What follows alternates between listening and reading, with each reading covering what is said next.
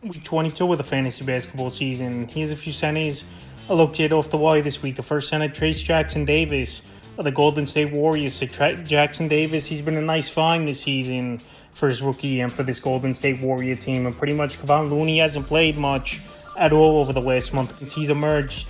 Is Jackson Davis on the year, 7.5 points a game, 4.5 boards, 1.1 assists, and 72% from the field the last couple weeks, 12.3 points a game, 7.7 rebounds, 2.7 assists, 1.7 blocks, and 79% from the field. So right now he's playing great basketball. He's playing about 25 minutes per game for this Golden State Warrior team, and he's put up some big numbers as Jackson Davis. March 18th versus the Knicks, 19 points, 9 boards, 2 assists, 3 blocks, 100% from the field. March 20th versus Memphis, 13 points, 5 boards, 2 assists, 2 blocks, 75% from the field. The March 22nd versus the Pacers, 9 points, 10 boards, 2 assists, a steal, 2 blocks, 80% from the field. So right now, field goal percentage, decent scoring, rebounding, and shot blocking, he's going to bring fantasy owners. He's the traditional old school type of center / powered forward is Jackson Davis, where he's not going to shoot 3 balls.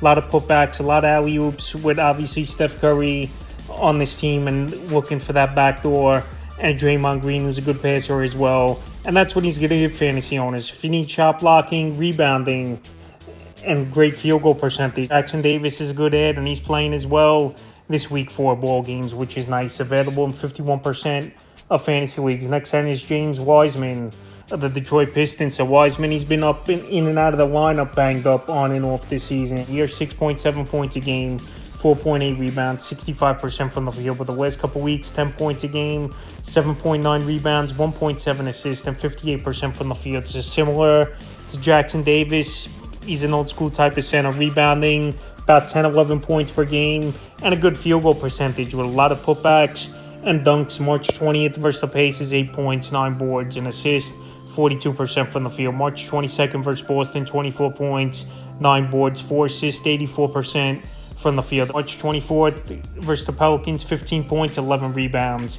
and 62% from the field. So Wiseman right now, he's going to have 4 games this week for this Piston team. We know this Piston team's going nowhere. A lot of young players, and he's going to get the playing time as long as he's healthy. I know going back to his Warrior days as well, Wiseman's been pretty much banged up and missed a lot of time. But if he's healthy and he's playing, I think he'll be a decent ad this week, and he's available in 72% of fantasy leagues. Next center is Sami Aldama of the Memphis Grizzlies. So Aldama, he's getting a lot of playing time, and this Grizzly team, they've had a whole bunch of injuries this season here, and guys like Aldama, G.G. Jackson have stepped up for this team and played and actually been fantasy options pretty much the majority of the season. On the year for Aldama, 11.1 points a game, 5.8 rebounds, 2.3 assists, 1.8 threes, and 43% from the field. The last couple weeks, though, he's bumped the numbers up, 15 a game, 7.8 rebounds, 2.8 assists, 1.2 steals, a block, 2.3 threes a game, and 45% from the field. So he's been a 5-category type of player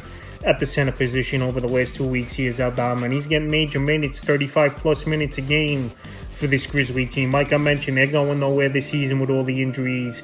And then seeing what some of the younger guys who have been on the team over the last few seasons who haven't shown much, to see if they got something in the tank. March 18th at the Kings, 14 points, 9 boards, 2 assists, 2 steals, a block, 2 threes, 45% from the field. March 20th at the Warriors, 27 points, 9 boards, 4 assists, 2 steals, a block, 6 threes, 50% from the field. The March 22nd at the Wizards, 15 points, 13 boards, 3 assists, a block, 3 threes, 50% from the field. So players this time of the year that you didn't expect to contribute, especially in fantasy basketball going into the year, definitely get a lot of minutes, especially if their team's out of it or have a lot of injuries. And that's what Santi Aldama and G.G. Jackson on this Grizzly team. 2 guys going into the year you never expect to be on your fantasy basketball roster, especially this late in the semifinals for fantasy owners. So right now, while Nam is giving owners 4 or 5 category, he's a stretch 4, stretch 5 for fantasy basketball. He's available right now in 56% of fantasy leagues. Next center is Diop Reed of the Portland Trailblazers. So Diop Reed, he's come out of nowhere, and he's playing great basketball for this Trailblazer team. Another injured team and another young team going nowhere this season, and they're seeing what the younger guys and the rookies have. So on the year, 9.3 points a game, 3.6 rebounds, and assists, 1.4 threes, and 47% from the field. Up's getting an opportunity and he's playing good basketball. I know DeAndre Ayton, he's been great this season in his first year in Portland, and obviously especially turned it on over the last few weeks, but he's been banged up the last 2 games with elbow tendonitis, and they're tanking for a pick anyway, so I could see DeAndre Ayton sitting out the majority of the season here with this team tanking and going nowhere, looking for a high draft pick once again is Portland. So job last 2 games where we didn't see Ayton. March 22nd versus the Clippers, 13 points, 3 boards, 2 assists, 2 steals, 2 threes, 50% from the field. March 23rd versus Denver, 24 points, 8 boards, 2 assists, a steal, 2 blocks, 3 threes, 64% from the field. So he could shoot the 3 ball. He's dropped at the center position.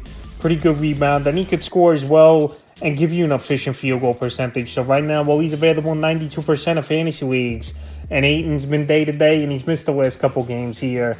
He's definitely a center that can help fantasy owners this week. And 5th and final center I looked at off the wall is Mo Bamba of the Philadelphia 76ers. So Joel Embiid, I believe, for the rest of the fantasy playoffs, he won't return for this Sixer team. But obviously, the last week or right before the playoffs, I believe he'll be ready to go as Embiid. So Mo Bamba, he's taken over a little bit after Paul Reed hasn't really capitalized 100% at that center position. On the year, 4.3 points a game, 3.9 rebounds, a block, 48% from the field. But Bamba, the last couple weeks, 6.4 points a game, 4.6 boards, 1.3 assists, 1.1 steals, 1.1 blocks, and 56% from the field. So he's given some owners categories over the last couple weeks. He is Mo Bamba, available right now still in tons of leagues at 83%. And he's playing about 20 to 30 minute range of late. March 20th at Phoenix, 9 points, 5 boards, 2 steals, a block, a 3, 66% from the field. March 22nd at the Lakers, 11 points, 7 boards, 3 assists, 2 steals, 3 blocks, 2 threes, 42%. And then March 24th at the Clippers, 5 points, 7 boards, an assist, 2 blocks, a 3, 40% from the field. So Bamba, he's going to get 4 games this week here, which is obviously big for any fantasy owner. If you could get a guy that's playing 4 or 5 games this point of the season in head-to-head leagues, it's going to pay good dividends just to get stats in there and try to win a category with an extra game or 2 per player. So right now, it's a crucial week, obviously, for fantasy owners in the semifinals. I know these guys aren't the biggest names, but these are players that can help fantasy owners win a league even though, like I said, these guys haven't done much all season, but right now they're getting playing time with injuries or their team out of it, and they can help you. So that's a few centers I look to add for week 2 of the fantasy playoffs and week 22 of the fantasy basketball season.